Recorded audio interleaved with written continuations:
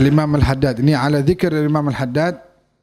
Karena nyebut Imam Haddad, saya keingetan dulu ada satu muridnya nulis satu kitab segini, isinya keramat-keramatnya Imam Haddad. Karamahnya Imam Al-Haddad bisa ini, bisa itu, bisa begini, bisa begitu. Ketika Imam Haddad tahu muridnya nulis itu, kata Imam Haddad, cuci ini. Cuci maksudnya apa? Biar tintanya hilang.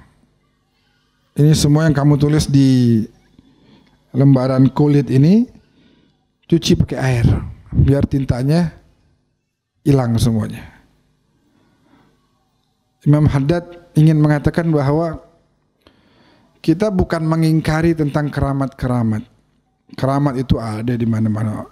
Keramat jelas itu. Keramat para aulia begitu jelas adanya. Cuma Imam Haddad ingin mengatakan kita ini ada di masa di mana ayo bahas ilmu. Ayo bahas tentang khidmah terhadap agama. Keramat-keramat orang mau nyontohnya bingung. Si fulan bisa terbang. Kita mau menjadikan itu sebagai contoh gimana?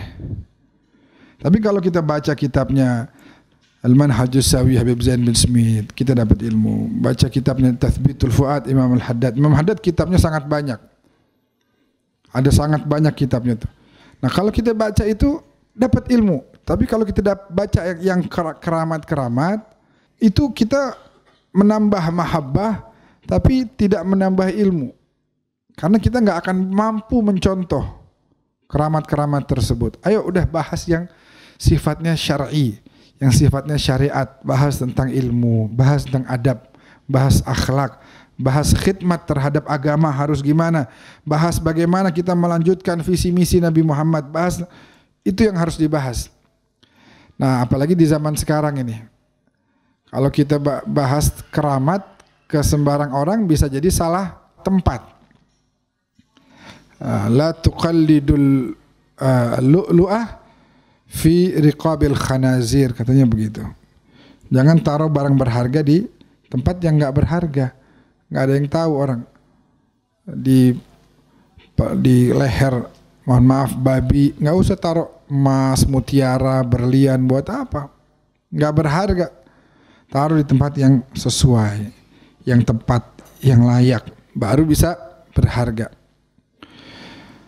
Maka dari itu Imam Al-Haddad bilang, ayo bahas ilmu deh. Kita bahas hal-hal yang kira-kira bisa manfaat. Kan sekarang begini, kita bahas keramat, banyak yang mengingkari akhirnya.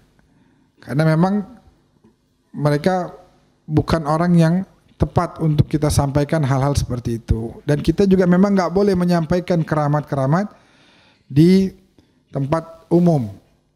Saya juga ngambil pelajaran tuh di majelis ini berapa bulan lalu atau mungkin setahun lebih yang lalu, ada saya pernah bahas tentang karomahnya Syekh Abu Bakar bin Salim. Dibikinin video sama grup-grup yang lagi anti banget sama kita sekarang ini.